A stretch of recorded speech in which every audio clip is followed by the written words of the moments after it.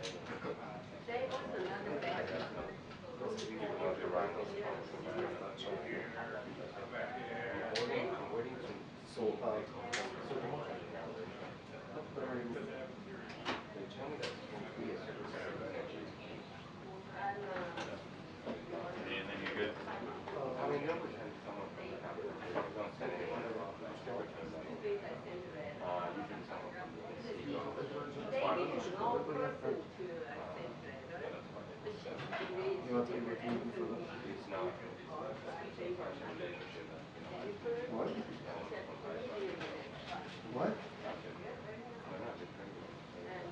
And South Beach.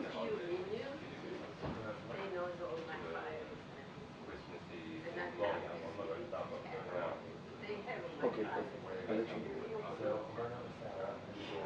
Something like that. Check it in. It's like around 4 from my hotel. Which is on the beach.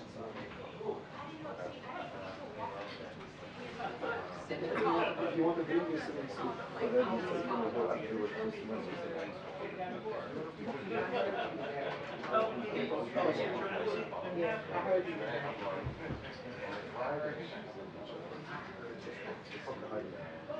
Hey, I'm Mike, by the way.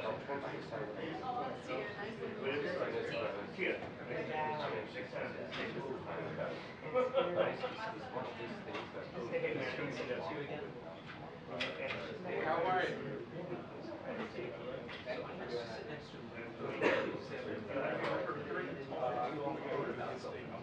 That's all I know about.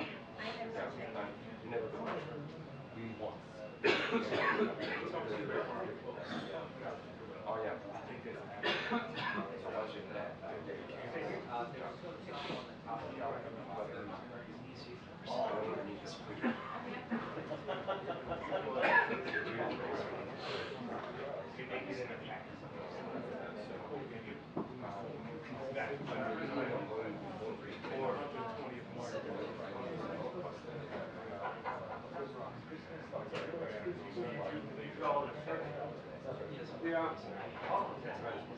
Sorry. The British and you. I wrapped up early this afternoon.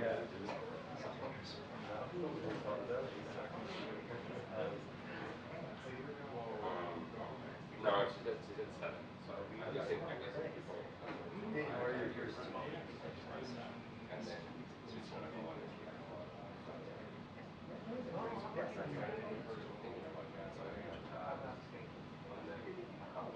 don't know. I like the old one because you could like hide your ones. Yeah, but it's like, look at that, yeah.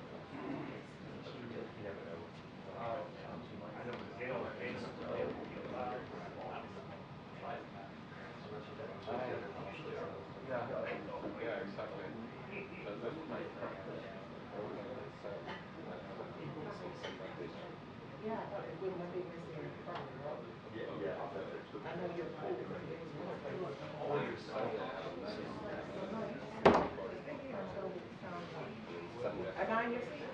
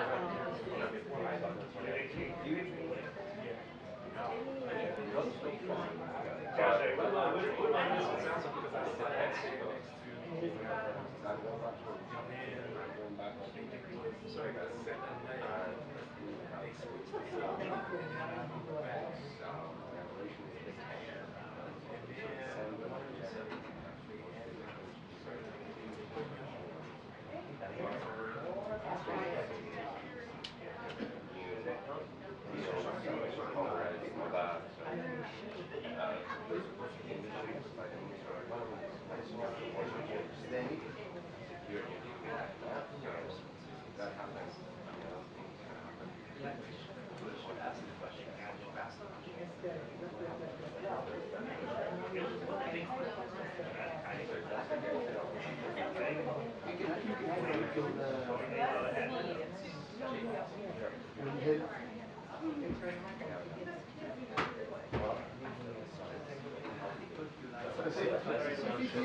I said, how do you feel about that? Not that way. Not that way.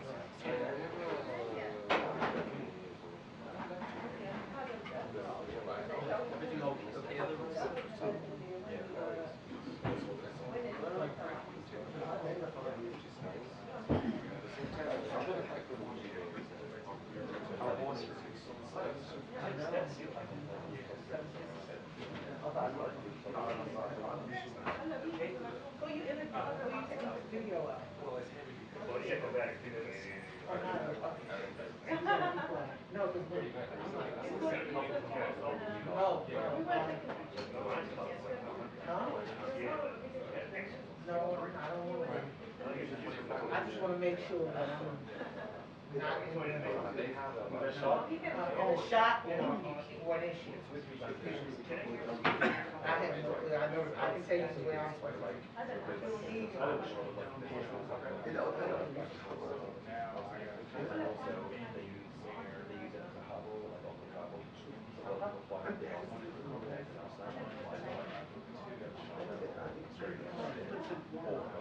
you can preset it. Yeah, mine.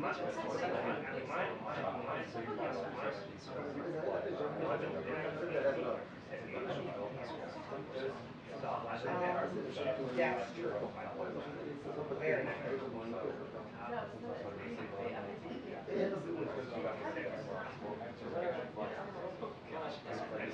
Oh, you like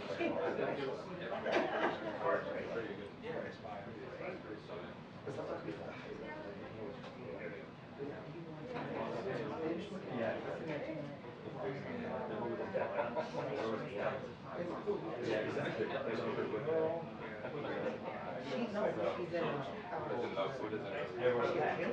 yeah, she's I don't know. Listen, I don't know what she's saying. I don't know. I don't know what she's saying. Yeah. No. Like, you want to do this on your own.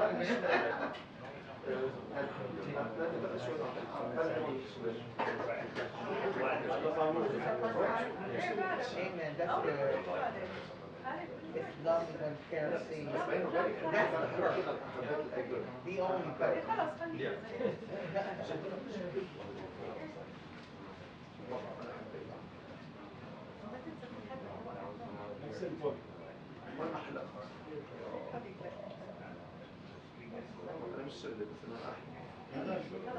Attention, the press briefing will begin in 2 minutes. The press briefing will begin in 2 minutes. Hi, my friend.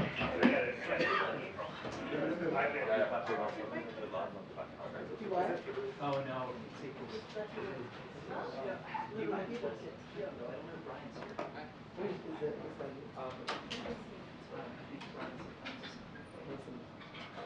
I need to be out. typically they ain't either. Because they typically, I don't know about my family, but I just said that.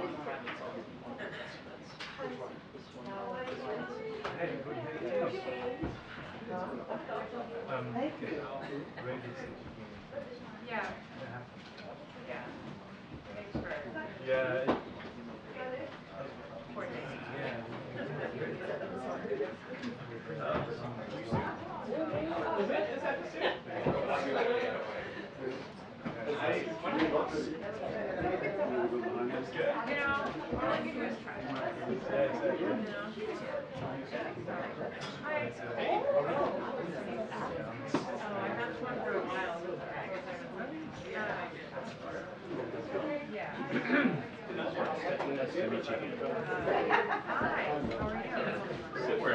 Wherever you like. It's open meetings today. No one cares. Yeah.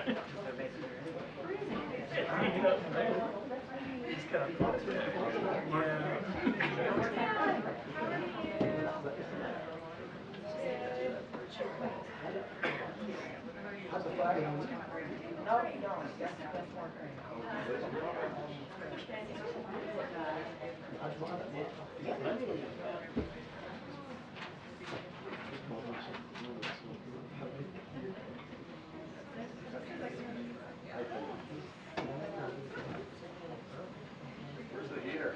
Oh, this is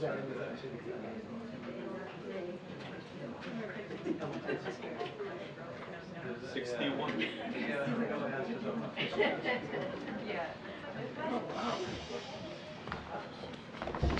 What's going on? Where's the rest of the class? MJ. It's all good. All right, good afternoon, everyone. A strong bipartisan majority of Congress supports Ukraine in its fight against Putin's brutal war. Unfortunately, some Republicans are now holding urgently needed Ukraine funding hostage to a set of completely unrelated, bipartisan, I should say, border demands. Instead of negotiating in good faith, as a group of Democrats and Republicans have been doing for some weeks now, they're doubling down on an all-or-nothing approach.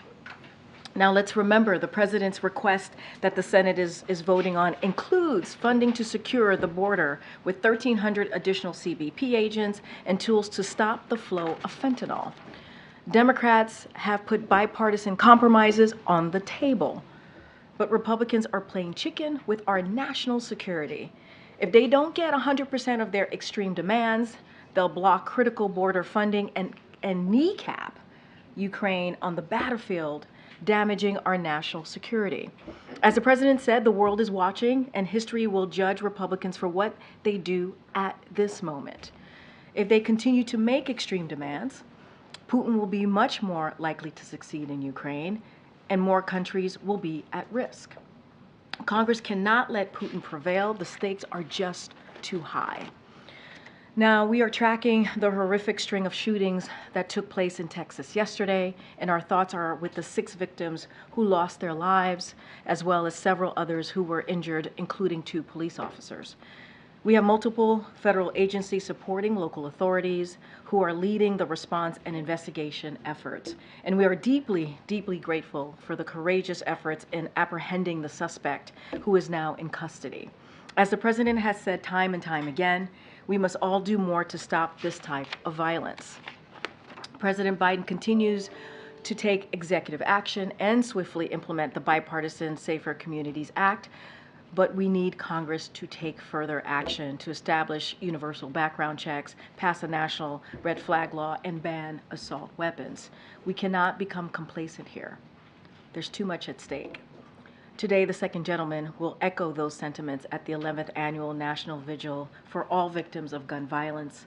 The 2 deputy directors of the new White House Office of Gun Violence Prevention, Rob Wilcox and Gregory Jackson, who are both not only experts, but also gun violence survivors themselves, will also deliver remarks today. Now, earlier today, you heard this from the President yourselves. He spoke at the 3rd Annual White House Tribal National Summit, where he reiterated his profound respect for tribal sovereignty and shared some exciting new announcements. The President signed an executive order that will usher in the next era of tribal self-determination and transform how the federal government funds and supports tribal nations. He also announced the administration's full support for the Haudenosaunee Confederacy to compete under their own flag in lacrosse internationally at the 2028 Olympics in Los Angeles. Throughout the 2-day summit, senior administration officials will highlight progress made to support tribal nations, including record investment provided through the President's Investing in America agenda, and discuss critical issues facing Native communities with the 300 tribal leaders in attendance. And with that, we have Admiral John Kirby from National Security Council back with us in the briefing room to give an update on the Middle East. And I think there's some Ukraine stuff he's going to talk to all of you about, and also take some of your questions. With that, Admiral. Good afternoon, everybody. Just bear with me. I'll try to get through this fairly efficiently. I think you've just heard the President and, of course, Karine speak about the critical importance of supporting Ukraine through funding and why we need Congress to take urgent action to stand with them in their fight for freedom. Just today, we announced our latest security assistance package to support them. This is a 52nd package of weapons and equipment that we're sending to Ukraine to help meet urgent battlefield needs as they continue to fight this counteroffensive. This package includes more artillery, ammunition, to help Ukraine defend their territory. And it includes more air defense capabilities to protect Ukrainian cities and infrastructure from Russian missiles. I said the other day, we fully expect the Russians to go after the energy infrastructure, so this air defense capability is meant to help them defend against those attacks. But again, as Karine said, without additional funding, these weapons will be among the last that we'll be able to send. Cutting off support and giving Vladimir Putin exactly what he wants, that would just be terrible, not just for the people of Ukraine, but for our own national security interests and absolutely the national security interests of our allies and partners in Europe. As you all know, President Biden participated as well today in a virtual meeting of G7 leaders, and in light of all the number of significant events going on in the world, they felt it was important to meet before the end of the year. Absolutely, they discussed about the issue of supporting Ukraine and how important that is for all of them. They also, of course, touched on the Middle East and a range of other global challenges. Now, I want to switch gears quickly, if I could, to the Middle East. We obviously continue to stand firmly with the Israeli people as they defend themselves against Hamas. Military assistance to the Israeli Defense Forces continues to flow. And again, we are focusing on the kinds of capabilities, weapons and systems that they need most as they continue to go after the leadership of Hamas. And now, of course, as they're moving into operations in the south. At the same time, under the President's leadership, we're also, even after Hamas pulled out of the idea of the pause in the hostage exchanges, we're still working with our partners internationally to keep the flow of assistance into Gaza going up. That includes food, water, medicine, and fuel. And what we've achieved with our Israeli counterparts is trying to help sustain the level of aid going in, even without the pause in place, at roughly the level it was when the pause was in place, so couple hundred trucks a day. Yesterday, we also conducted yet another U.S. military airlift of 36,000 pounds of food assistance and medical supplies. I think in the coming days you'll see yet another U.S. military airlift of aid and assistance going into Egypt, then to get trucked into Gaza. We know that there's more than 1 million displaced people internally in Gaza. And we also know that they're desperate for this help. The United States has been and we will remain the single largest contributor to UN relief efforts, providing, as we already have, more than $1 billion since 2021. Now, we also, of course, recognize there's been a significant number of civilian casualties from this conflict. Innocent people killed, both Israeli and Palestinian, as well as many, many thousands wounded. Each one's a tragedy. We mourn with them all, and we're going to continue to work with our Israeli counterparts to be as careful and as deliberate as they possibly can as they now go on renewed offensive operations. Finally, if I could, switch into Mexico. The U.S. Department of Treasury today sanctioned 17 targets. That's 15 individuals and 2 companies that are linked to the Beltran Leyva organization, otherwise known as BLO. It's one of the most powerful drug trafficking organizations in the world, and heavily involved in the transportation and distribution of deadly illicit drugs, including fentanyl, to here in the United States. It's also been one of the largest suppliers of cocaine to the U.S. market over the last 2 decades. Concurrently, the Justice Department unsealed indictments against 60 defendants on various international drug trafficking offenses related to the import of illicit drugs like meth, cocaine, marijuana, and of course fentanyl. These actions are part of a whole-of-government effort coordinated with the government of Mexico to help counter the global threat posed by the trafficking of these illicit drugs. And of course, Secretary of the Treasury Janet Yellen is down in Mexico right now, even as we speak, engaging our partners on this very, very issue. We take it seriously. Too many people are dying as a result of these drugs, and we're not going to stop in our efforts to try to stem the flow. With that? Thank you. First on Israel, Netanyahu said yesterday that Israel would need to retain security control over Gaza, and Gaza would have to remain demilitarized, sorry, spitting out that word, and the only force that will operate there will be the Israeli military, and ruling out any sort of international peacekeeping force. Is that acceptable to the President? The Vice President made our position very, very clear when she was out in Dubai. We do not support an Israeli military occupation of Gaza. We don't support any shrinking in the territorial boundaries of Gaza. We don't support any permanent displacement of the people of Gaza outside of Gaza. And as we have said many, many times, we believe that there needs to be some critical questions asked of all of us, including our regional partners, about what governance in Gaza looks like. Don't have the answers to all those questions, Amr, but what we do know is it's got to be responsive to the aspirations of the Palestinian people. It has to be representative of them. So would a buffer zone be also something that would be ruled out? I'm not going to get into specific back and forth on different ideas. I'm just telling you that we do not support a reoccupation of Gaza. That's been plain, simple, clear, right from the President on down. Thank you, Admiral. The President said he's willing to do significantly more with Republicans when it comes to border security, but that they walked away from talks. Before talks broke down, he said that there was some real progress. What is the President willing to agree to when it comes to border security? I think he answered that question to you all just a little bit ago, and I'm certainly not going to negotiate here from the podium. We put forth some serious proposals here on border security. And unfortunately, the Republicans weren't willing to negotiate in good faith. So, as he also said to you guys, we're going to keep talking to him. We're going to keep the conversation going. And we're willing to have good faith negotiations over border security.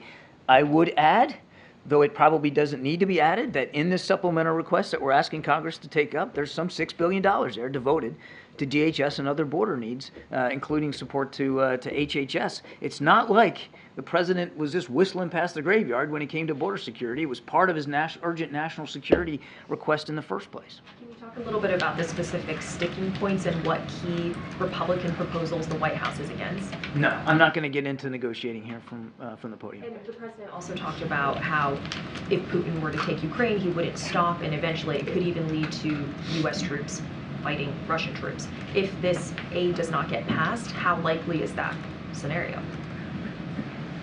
There should be, by everybody. And if you're up on Capitol Hill and you believe in national security, there should be a genuine concern about what happens if you just let Putin go, if you just let him have Ukraine. Because make no mistake, Selena, he hasn't given up his strategic goal of subjugating the entire country. He doesn't believe it ought to exist as a sovereign state. And so we can't support Ukraine. Their chief advisor yesterday said they're likely to lose this war if they lose U.S. support. And Putin gets all of Ukraine, then what? Then where does he go? Because right then, he's up against the eastern flank of NATO. And if you think the cost of supporting Ukraine is high now, just imagine how much higher it's going to be, not just in national treasure, but in American blood, if he starts going after one of our NATO allies. Because as the President also said, we take our Article 5 commitments very seriously. And what we've had over the last 2 years is a Ukrainian military actually clawing back territory and pushing back Russian aggression without any foreign boots on the ground, including no American boots. American boots would very much have to be involved if Mr. Putin is let to have this strategic victory in Ukraine and then perhaps goes after one of our NATO allies. Can you say anything more about the tone of the conversation with the G7 leaders on the aid to Ukraine? Did any of them express frustration at the U.S. or concern? And did any of them say that they may, follow through and similarly cut aid to Ukraine if the U.S. doesn't follow through? There's a the joint statement's out there. I encourage you to read it. It's a fairly lengthy statement. That's why I didn't go into it in too much detail here in the opening statement of mine. But clearly, Ukraine was discussed. All the G7 leaders agreed in principle that support has got to keep flowing to Ukraine. We've got to keep helping them defend themselves against Russian aggression. I'm not going to speak for each leader and what they did or did not say to the president. Yesterday, the State Department said there was a new deal that was rejected for my colleague Evan Gershkovich from the Russians. Can you say anything more about what that deal looked like? Any other details you can offer? No. Okay. John, we keep talking about the border, but at issue is immigration, a broken immigration system, but the border is not, from advocates for migrants, the border is not the only issue. Is there a focus still on those who overstay their visas that have been for years the largest violators of the immigration system? Is there, say that again? Those who overstay their visas. Yeah. Is there more of a focus now as well, not just on the border, but on that issue as well? So look at me, take a step back here. I mean, what the president supports is immigration reform, and he's the first to recognize that the system right now is broken. He doesn't believe walls are the answer, but he does believe that increased border security is required. In fact, as part of his supplemental request was going to add 1,300 extra Border Patrol agents down there and some additional asylum officers. He also believes that we've got to continue to reform and improve the way earned pathway to citizenship is done. And that certainly includes people that are here legally and those who are here illegally. And making sure that that those who are here illegally face repercussions for that and are held responsible for that, but that we open up additional ways for people to come in legally. Right, but here's the point that I'm asking. The focus is on illegals here, and most people now are believing it's just the border. How do you marry the fact that there are illegals who are overstaying their visas who are not crossing the border? Is that still an issue for this White House? Of course. Look, I mean, if you're in this country illegally, that's obviously not okay, and you should be held to account for being here illegally. And we're working with state and local authorities on trying to hold the proper measure of accountability for people who are illegal. Of course, that's part of the problem. I didn't understand where you were going with that. Aren't those who overstay their visas still the largest violator group that stay here in the immigration system? I don't have the data on that, April. I'm going to have to get back to you on that. That's probably a better question for my colleagues at DHS. Thank you, Karine. John, to follow up on Amir's question, if Israel continues with its plans to reoccupy Gaza, would the president move forward with his consideration to withhold aid to Israel? I'm not going to get into a hypothetical. I just won't speculate about that. We've made very clear our position on any potential reoccupation of Gaza. And one question, if I may, on COFA. The administration just sent to Congress some COFA-related agreements for Micronesian Marshall Islands. Can you explain what's at stake here if Congress does not pass the funding in terms of U.S. national security interest in the Indo-Pacific? I'm going to take that question. Thanks, John. There's the border security fight, but Speaker Johnson also said that he doesn't want to move forward on Ukraine funding because the administration has not provided a clear enough roadmap for how Ukraine wins this conflict using all of this U.S. assistance. What more can the White House do to lay out that roadmap for Congress? I lost count of the number of briefings that we provided to members of Congress in a classified and unclassified setting about what we're doing to support Ukraine and what Ukraine's ultimate goals and strategy are. It's their war. They get to decide what victory looks like. They get to decide what plans they execute. They get to decide what targets they hit. They get to decide where they put their troops on the battlefront.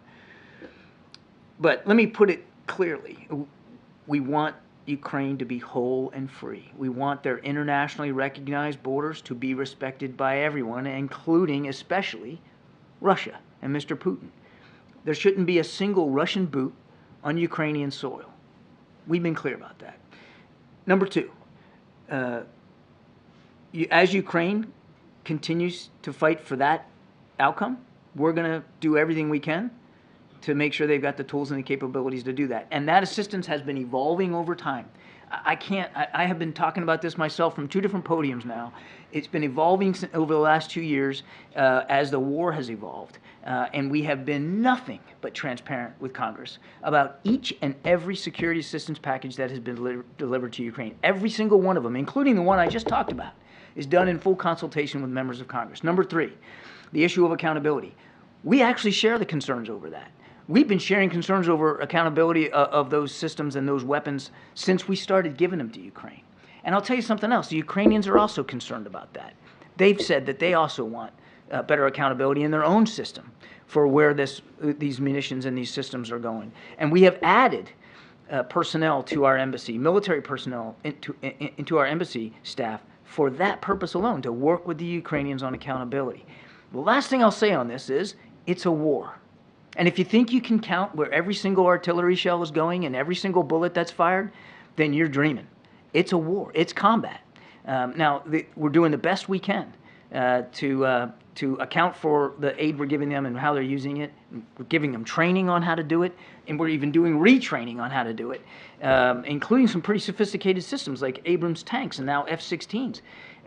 So we all take that seriously. But it is a war. And it is a war that we are committed to seeing Ukraine win. But is it possible to be more specific with Congress, not just about Ukraine's desire to win, its drive to win, but also specifically how it's going to get past the stalemate that it finds itself in now? Again, Nancy, we have, I don't know how many briefings that we have done on Capitol Hill, again, in classified settings, and we'll keep doing that. We certainly can be held responsible and answer questions about what we're doing to help Ukraine, our communications with the Ukrainian armed forces and what they need and why we're giving them what we're giving them, in what scale and in what time frame. But it is Ukraine's war. They have to be the ones speaking to their plans and their operations, their tactics, their targets. And, you know, Congress has also heard multiple times from President Zelensky. And I have absolutely no doubt that President Zelensky will be more than happy to continue to inform members of Congress going forward. Thanks, Karine. Kirby, you talked in your opening remarks about aid coming into Gaza. Does anything more need to be done in terms of getting people out, considering how cramped that the southern Gaza is right now? By getting people out, I assume you mean like foreign nationals and Americans, or also just people who live there. We don't support the relocation of Gazans outside of Gaza, and frankly, they don't support it either. I mean, they obviously don't want to be caught in the crossfire, but it's their home, and many of them would be afraid to leave lest they wouldn't be allowed back in. So we're not in favor of setting up places for them outside Gaza. We are in favor of making sure that there are safe places for them to be, particularly in the south, now that hundreds of thousands of more people are in the south because they were pushed out of the north or urged to leave the north. And so we're working with the Israelis on that. And they have taken that seriously too, Trevor. They have publicized maps and places where people can go or shouldn't go. They've dropped leaflets to that effect. I mean, they are making an effort to make it clear to the people in southern Gaza of where to go and where not to be. And then on another issue, do you have any reaction to Putin, his trip to speak with the U.S. partners in Saudi Arabia and about Ukraine and oil? Any reaction? How does Putin speak for his own travel habits? The only thing I'd add is that, you know, we're continuing to watch this burgeoning defense relationship between Iran and Russia. That's worrisome because Iran continues to provide drones to Mr. Putin, who uses those drones to attack energy infrastructure and kill innocent Ukrainians. And what the Iranians are expecting in return is a measure of defense industrial support as well. And in Iran, that has more advanced capabilities and availability to get their hands on Russian weapons, that's not an Iran that's healthy for the security environment in the Middle East. And the Saudis should be concerned about what's going on with Iran. I'm not going to tell the Saudis what to be concerned about or what not to be, but I think they certainly share concerns about Iran's destabilizing behavior and their potential growing military capabilities. Absolutely. I mean, this is a country that, outside of the truce that's been in Yemen, had not too long ago came under direct attack from Iranian missiles and systems fired from the Houthis inside into the southern part of their country. Thanks, John. Is it your current assessment that the Ukraine war is at a stalemate, and would additional funding help break that stalemate? I won't characterize the state of the battlefront. That's really for the Ukrainians to do. We've really taken a position of not armchair quarterbacking that and slapping bumper stickers on it. I would tell you or point you to what President Zelensky has said himself. They haven't made as much progress in the counteroffensive as he wanted to. Some of his generals have said similar things. We would agree that they didn't go as far as fast as they themselves wanted to go.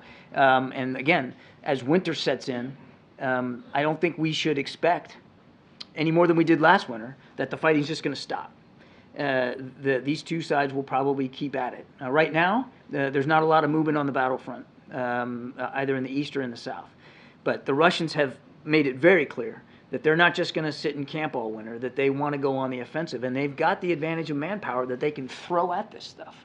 And so we got to make sure, that's why the president was so strident today, we've got to make sure that Ukraine continues to get the support that they need going into these cold winter months. And part of the, on Israel, sorry, part of the truce agreement was for the ICRC to be able to go in and visit hostages by the end of day 4 of the truce, but it's been well over a week. Do you know why Red Cross officials haven't been able to visit hostages yet? Of course, among them American citizens. It's unacceptable. And the blame has to be laid at Hamas's feet. You're saying it's Hamas's fault that Red Cross officials haven't been able to go in? Is it that they haven't offered permission? Hamas has not allowed Red Cross in to visit the hostages as they agreed to do. And it's unacceptable. I mean, one of the things you all keep asking us, and rightly so, about the condition of these hostages, what we know about them. Well, the truth is we don't know a lot. And if we could get Red Cross access to them, not only would they have a measure of solace, which is the most important thing, that somebody knows where they are and cares about their condition, but it would help give us some information. So what you're saying is that Hamas has directly communicated to the Qataris that Red Cross officials cannot go into Gaza. No, I've not said that, MJ. I said our assessment is that Hamas is holding up this access, but I've not said that specifically. John, if I can, on Israel, the last time that President Biden and Prime Minister Netanyahu spoke to one another was November 26th. It's now been 10 days since then. That's the longest stretch that the two men have gone without speaking since the war began. 8+ weeks ago, I think they've spoken at least a dozen times in some form to this point. Why have they not spoken in any form in the course of the last 10 days? Wouldn't read anything into that, Peter. I have absolutely no doubt in my mind that there will be additional conversations with the Prime Minister. I guess we shouldn't read anything into that, though. It does seem like the last 10 days have been particularly dramatic in terms of the escalation following the ceasefire there. They are on the exact same page. The President's fully comfortable with the way things are being handled at this point. I just wouldn't read anything into the fact that there hasn't been a conversation in recent days. There absolutely will be additional conversations between the two. I have no doubt about that. Do we have any information, does the U.S. or via Israel have any information that those individuals who are still women, who are still being held hostage inside Gaza right now by Hamas have been the victims of sexual violence? We know about hostages who have come out. Is there any evidence, any information that those who are presently being held have been as well, or are being? I can't speak to specific cases, but and I know Karine talked about this this week. I mean, it is a sick truth of this particular group that they use sexual violence as a weapon and a tool, I mean that's a matter of record, particularly since on the 7th of October and since listening to some of the hostages that have been released. So sadly, I think it's safe to assume that they're still using sexual violence as a weapon, but I can't speak to specific cases. Lastly, quick one. Karine may have information on this, if not you yourself, and this may be happening just as we're speaking, but there's new reporting about an active shooter at the University of Nevada, Las Vegas. Is that information either of you knew before you got out here, and have anything more you can share about it? I just was told about the shooting. Obviously, we're going to continue to monitor what's currently occurring. I don't want to get ahead of what local enforcements are probably dealing with at this time. You heard me at the top talk about another shooting that happened in Texas. And certainly this is an epidemic that the president has taken very seriously. That's why he's taken actions, right, in doing more than 24 executive actions and making sure that we deal with epidemic, making sure that people feel safe in their community. And I talked about the second gentleman who's going to be attending a vigil, along with our two deputies who are helping to head our gun violence prevention office. And so don't have anything to share at this time. Certainly, if we have more, we will share that with all of you, but we are monitoring very closely. Go ahead. Go ahead. Thanks, Karine. Thanks, Admiral. Just wanted to ask you about Venezuela. There's been tensions have been increasing with Guyana on their border after the referendum in Venezuela on the neighbouring region. Brazil's military is now sort of now reinforced in the area. Just wondered what your assessment of the situation is there, and how concerned are you about it at this stage? It's concerning. We're watching this very, very, very closely. As I said, I think last week, the arbitral decision needs to be respected. We obviously don't want to see any violence occur here or conflict occur, and we're obviously in touch with all our partners. Thanks, Karine. Thanks, Admiral. So on Monday, NSA Jake Sullivan said that the U.S. is in talks to establish a naval task force to ensure the safety of commercial vessels in the Red Sea. Has there been any additional progress on that? When would that task force be expected to begin, and which allies and partners have said they will participate? We're still working through the modalities of all that. What Jake also said was it would be built out of an existing maritime task force that reports up to the 5th Fleet Commander in Bahrain, who is the naval component for U.S. Central Command. So there's already an existing organization here. What we're talking about is directing them to conduct operations perhaps in different areas and for different purposes. And so there's already international support baked in to this task force, and certainly we will talk to partners in the region about whether they want to be additive to it, if they want to join it. But I don't have any updates from after Jake announced it. Just a couple of logistical questions on the aid that you were talking about at the beginning. As these U.S. aircraft are coming in, what is the level of trucks that are able to cross sort of now versus the couple of hundred a day during the pause? What's the comparison? Well, we reached about 200 or so per day during the pause, and that's the goal right now. I don't have the figures for the last 24 hours. But we just had some representatives on the ground out there. Ambassador Power was there. Our Chief of Staff of the NSC, Curtis Reed, was out there. And they came back just a day or so ago and reported that there's a lengthy line of trucks that are waiting for inspection to get in, hundreds of trucks waiting to get in. So it's not for lack of stuff, and it's not for lack of trucks. It really is the inspection regime and making sure that you can get the trucks in safely, since the southern part of Gaza now is much more a zone of conflict. You had mentioned a couple of weeks ago that one of the challenges, at least initially with getting the aid in, was that Hamas controlled that side of the Rafah crossing. Is that still the case? Is Hamas in control still of the Rafah gate, or is IDF playing a role now on that side? As far as I know, they still have a measure of control there, but there's an inspection regime that really is the sort of the long pole in the tent, so that we can make sure what's going in is legitimate humanitarian assistance. Thank you, Karine. The Israeli army spokesman said that the ratio of killing a Hamas fighter is equivalent to 2 civilians. That means if Hamas has 35,000, that means 70,000 civilians could be killed. Is this rate acceptable? He said actually it's a positive rate. Is this acceptable to the U.S.? And second, John, if you allow me, also the Israelis saying that 15,000 Palestinians have been killed, which is more or less mirror what the Ministry of Health said. So would you take now what the Palestinians said as credible kind of figure? I can't verify the numbers. And the right number of civilian casualties is 0. Okay, well, the first question about the ratio. That's the answer to both your questions. I can't.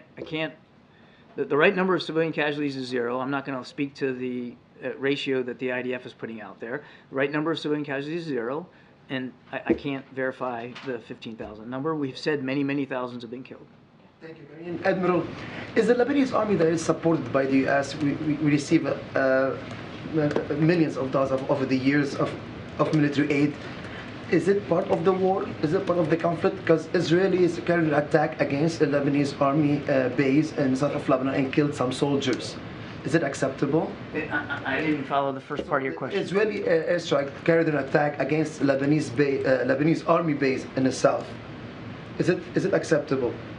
I'll let, as I've said many times before, I'll let the Israeli Defense Forces speak to their airstrikes, to their military operations. Army? I will let them. Part of the conflict? I will let them speak to their operations, and we're not going to armchair quarterback their operations here from this podium. We're going to make sure that they have the security assistance they need to defend themselves. So the UN expressed that there is no safe zones in the south, and now Israel is encouraging people to move more to the south.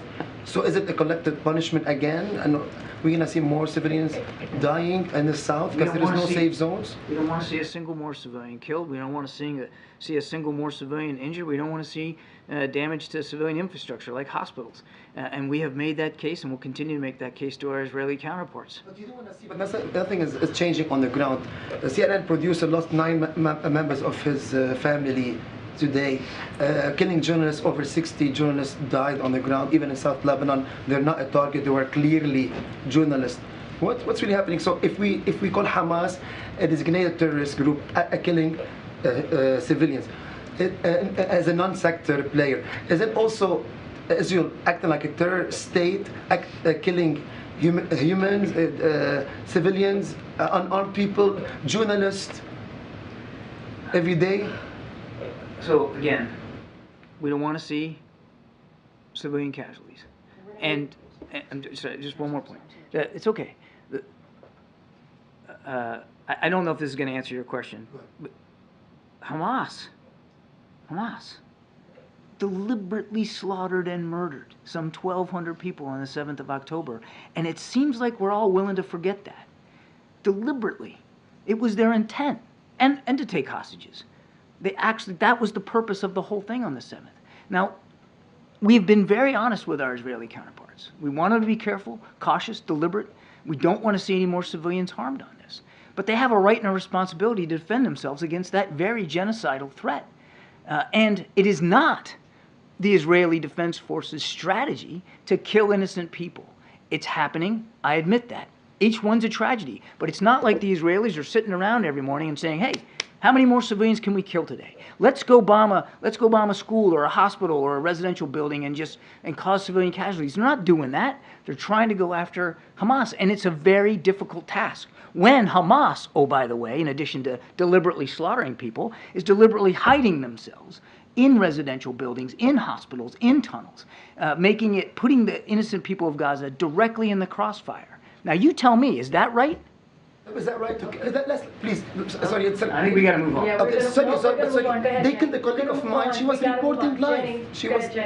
Thank you, Karine, and thank you, John. I have 2 questions. You may have seen this report in North Korea transshipped 10,000 containers to Russia yesterday, and whether this is weapons or ammunition. How do you think this will affect Putin's war in Ukraine? And second question, this weekend the U.S. and South Korea and Japan national security advisors meeting in South Korea. Yeah. What will be the main topic discussed at this meeting? Mr. Sullivan's very much looking forward to this trip to Seoul to meet with both his South Korean and Japanese counterparts. And I think I don't want to get ahead of Jake, but I think you can expect a robust agenda of discussions of regional issues of mutual concern, particularly in the security environment. I know that Jake is looking forward to having discussions with both of those leaders about how we can build on the Camp David agreement and really try to improve our trilateral cooperation as well as bilateral cooperation between the Republic of Korea and Japan. On your first question, I haven't seen those reports, so I can't specifically talk about this shipment, but I have talked about many times our concerns about North Korea providing artillery shells, for instance, to the Russian military and making it easier for them to kill Ukrainians. Does the U.S. have any assessment of how successful Israel has been so far in achieving its military aims in Gaza? Yeah, again, we're not doing a report card on their operations. They get to do that. These are their operations. I will tell you, though, Yasmin, that they have said they want to go after Hamas leadership, and what we're seeing is that they are actually conducting operations with that result in mind. That's the outcome that they're trying to achieve, and they have achieved some measure of success going after Hamas leaders at various levels. Just over the weekend, we know that they were able to take out a Hamas battalion commander operating in the north. But they are primarily focused on trying to decapitate the organization. So, one quick question. Thanks, Kirby. Does the U.S. have any sense of when they think the military operation will be wrapped up, or when you would like to see it sort of come to a close? I'll let the Israelis speak to their timing. Yeah, thanks, Karine. Thanks, John. So we heard the FBI director yesterday testify that he sees flashing lights everywhere related to terrorism. What's the level of concern of the president about who's walking across our southern border with those 1.7 million gotaways of the past 3 fiscal years? The president is always concerned about threats to the safety and security of the American people, whether those threats come from the southern border area or from elsewhere around the world. In particular, threats to Americans that are living overseas. It's always on his mind. And specifically about the southern border, though, so then why not cut that flow, stop that flow of people? As the president said, he's all about border security, and that's why he added money in the supplemental to increase border security, including some 1,300 additional Border Patrol agents, and again, more asylum officers, more resources to crack down on fentanyl coming across that border. He believes strongly in border security. Now, look, he has a difference of opinion with some Republicans on Capitol Hill about what border security should entail, what it shouldn't entail, like a wall or not. But he's absolutely serious about it and willing, as he said to you guys himself this afternoon, to continue to negotiate in good faith with Republicans about how to get at that. Karine, thank you very much. Admiral, thank you. One question on Ukraine funding and one on Israel, if you would. On Ukraine funding, the president has stated publicly many times, as have a number of his aides, you included, that you're all confident that the president will be able to persuade the United States Congress to renew funding for the Ukraine armed forces. Today he held that video call with the leaders of the G7, and it's manifestly clear that he's not necessarily going to be able to deliver on that promise. And yet for the better part of a year, or more than a year, he's been telling those same G7 leaders, in essence, I've got this. I will get that funding out of the United States Congress. Today, he cannot make that promise to this same group of leaders. Is that a source of some embarrassment for him and for the United States? No, I disagree that it's not manifestly clear, James. I'm not sure where you're getting that phrase.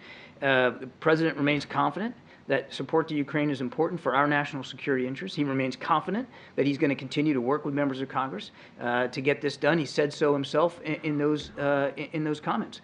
And he's confident, oh, by the way, that there's still strong bipartisan and bicameral support for Ukraine up on Capitol Hill. We got a small number of Republicans that are pushing back on that. The president's not going to give up on this. You've also got a small window now.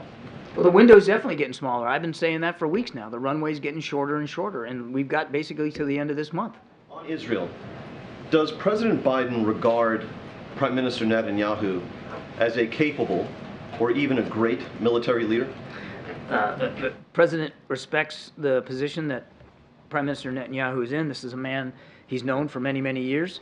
They don't agree on everything, but he is the elected prime minister of our good friend, ally, and partner in Israel. And we're going to continue to work with him, make sure that he knows the United States will continue to have their back as well as they fight Hamas. But he believes that Mr. Netanyahu knows what he's doing right now as a military? James, I'm not going to play this game, and we're not going to get into characterizing foreign leaders here from this podium. He's the elected leader of Israel. The president has respect for him. He understands the challenges that the prime minister is going through right now. And we have done everything we can and will continue to do it, not just in terms of weapons and capabilities, but advice and counsel and perspective and lessons learned from our own experience in this kind of warfare. But presumably the president would not preside over the provision of all of this money and intelligence and weaponry and strategic counsel to Mr. Netanyahu if Mr. Biden felt that Mr. Netanyahu did not know what he was doing with it all. He feels that Israel has every right and responsibility to defend itself against a truly genocidal threat represented by Hamas, a threat that was on display for the whole world to see in sickening ways on the 7th of October. He's coming at this from years and years of support and experience with Israel, and leaders of all sizes and stripes coming from Israel. That's where this is coming from, a true love and respect for Israel as a nation and the Israeli people, and the right for themselves to be able to live in peace and security. Thanks. Thanks, Admiral. Thank you so much, Admiral. All right, Admiral. Thanks. Just go back on the Ukraine border conversation with Republicans. Can you drill down specifically on what some of the compromises the president's willing to support? I mean, look, I'm just going to reiterate what my colleague just stated, that there is no negotiating from here. That's not what we're going to do. You heard my topper when I talked about how for some time now there were Republicans and Democrats who were behaving in good faith in trying to move forward with this. And now what we're seeing from many Republicans is trying to certainly set us back here. It is critical to our national security that Congress act now. You just heard the Admiral say that it's by the end of this month. That is the timing here, by the end of this month. We are running out of time. Congress has a choice. They have a choice. And you heard this very clearly from the president earlier this afternoon. Are they going to support democracy and freedom by standing with Ukraine, as we have been doing from the beginning? Let's not forget, there was bipartisan support, majority bipartisan support for Congress when this all started. When Putin launched its war, there was bipartisan support. And that should remain. And so, if we don't do that, we're risk giving Putin the greatest gift right now. And so we have to act. The time is now. The world is watching for sure, and we can't let Putin win. And so that's our message. It's going to continue to be our message. We have been talking to Congress for some time now. And we're certainly going to continue to have those conversations, but I'm just not going to get into a tit for tat or a policy for policy by negotiating here at the podium. Can you just more broadly sort of address, I think, this overarching criticism that Republicans have had is that they now have and they've had for about a year now, one chamber of Congress, and that sort of the outlines of bills change with time of who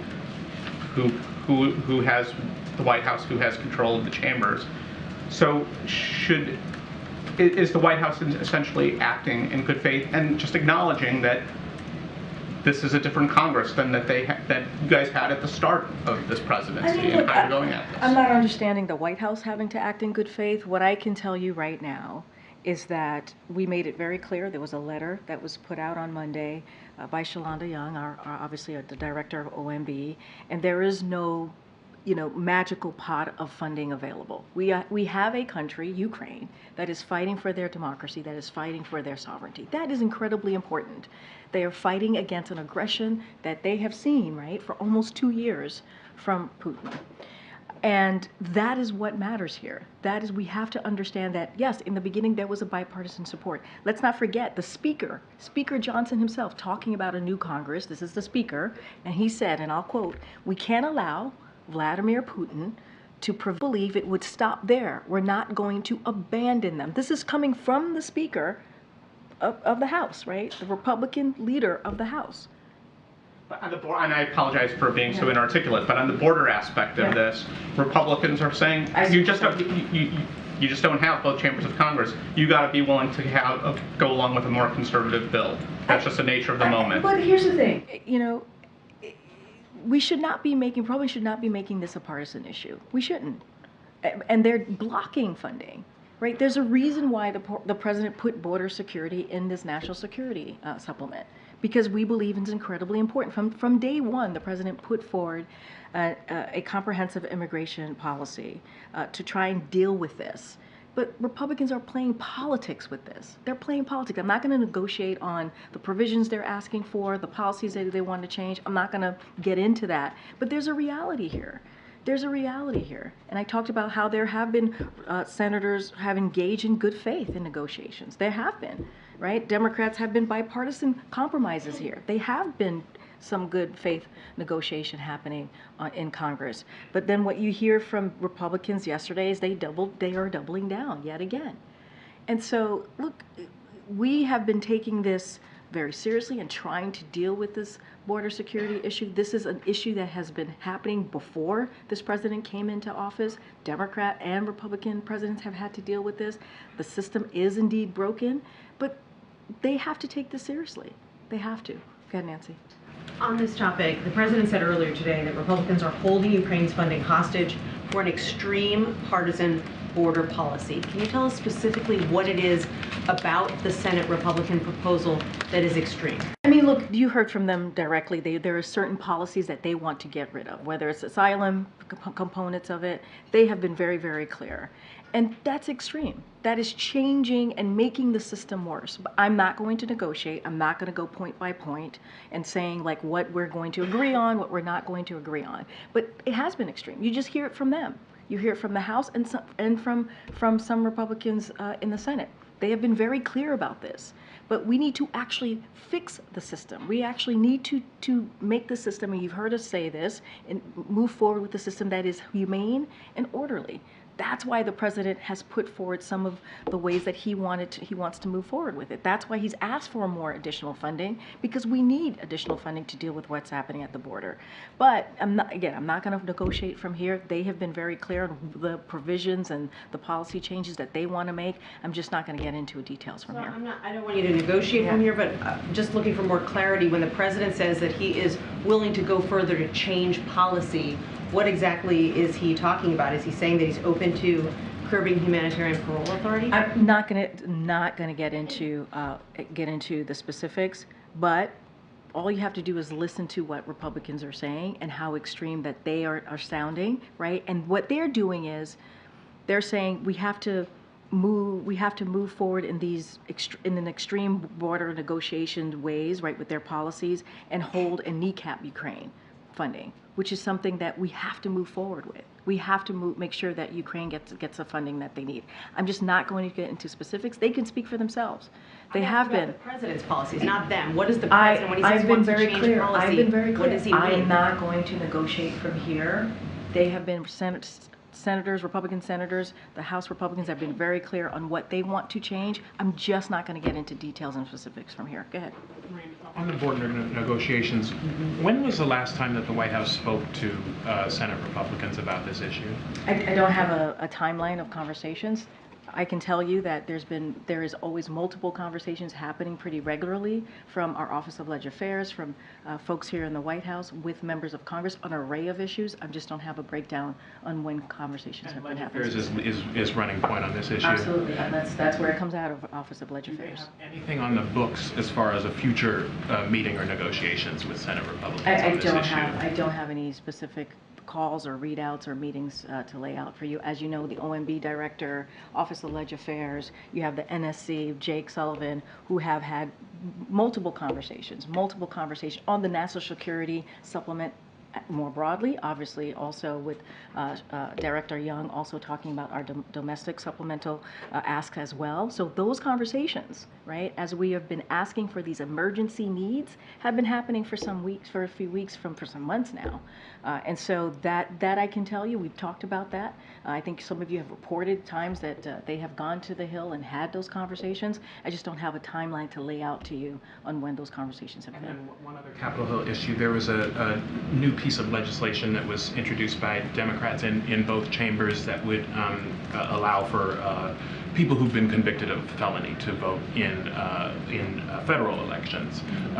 Does the White House like this proposal? Is it consistent with your views more broadly on voting rights? So I'm not seeing this proposal. I would certainly have to talk to our team to see where we are with that particular legislation. I can say that there was an executive action that the president signed very early on to how we can better make sure that voting is more accessible for Americans on the federal level. I certainly will point you to that executive action. I just can't speak to this particular legislation or policy that's been put forward.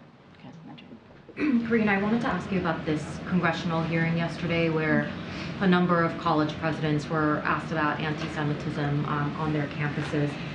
One of the questions that got a lot of attention was whether calling for the genocide of Jews constitutes bullying or harassment the presidents didn't give straightforward answers. I wondered what the White House's response would be to that specific question.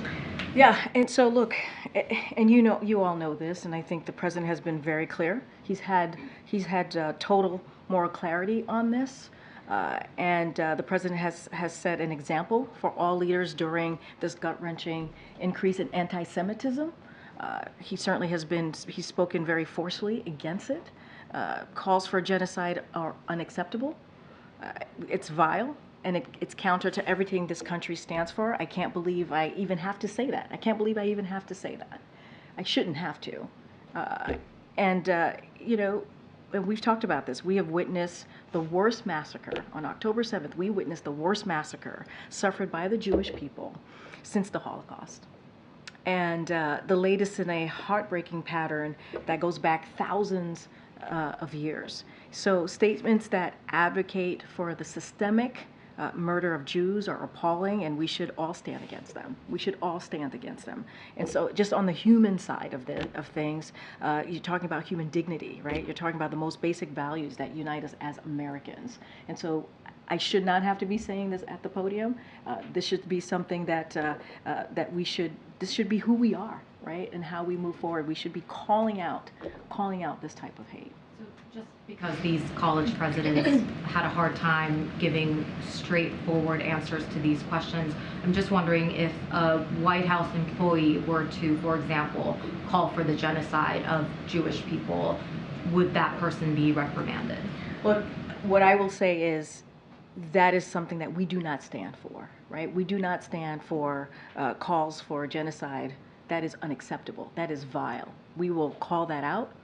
We will be very clear about that, and that is something that, you know, the president has had moral clarity on this. He has.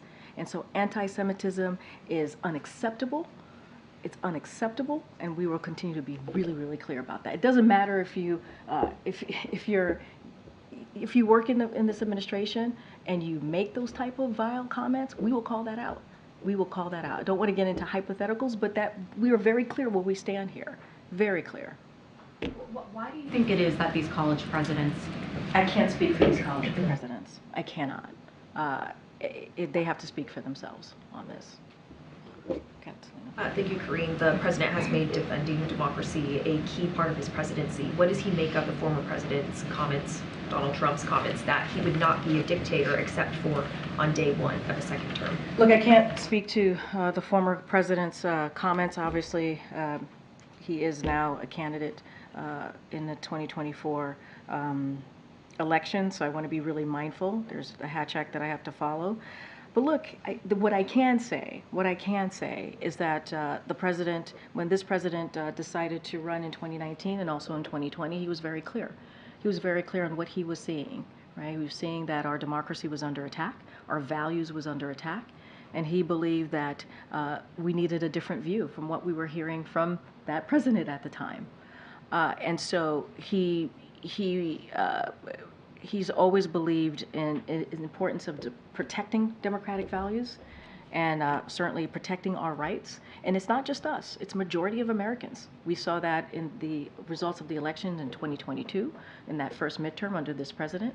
We saw that again in 2023, where majority of Americans want us to continue to fight for our democracy and also continue to fight for our freedoms. And so that is something that the president believes and is going to speak against it, and also speak to why it's so important as a nation that we stand up and fight for our democracy. And that is who we are at our ethos. Will the president plan to watch tonight's Republican primary debate? The president's pretty busy tonight. There's a lot going on. Yeah, I think he's going to be hosting some of you tonight in the residence with your loved ones. So I think he's going to be pretty busy tonight. Okay. Thanks, Karine. The White House has previously said that they want to see a path for Dreamers and any new border security measures. Is that something the president still wants to see, or something? Absolutely. Yeah, absolutely. That's something he still wants to see.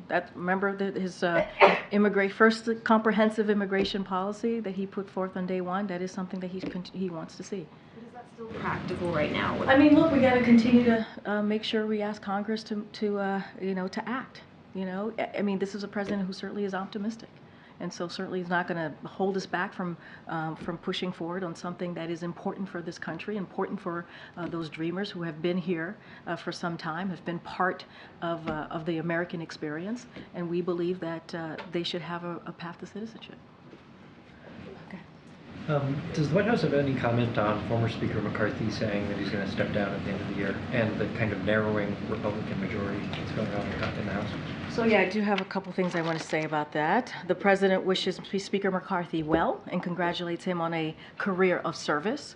While they have important differences about policy, the President appreciates that they were able to work across the aisle on important priorities for the American people. And he appreciates that Speaker McCarthy's story is an American one, rising from founding a small business to being the highest ranking member of Congress.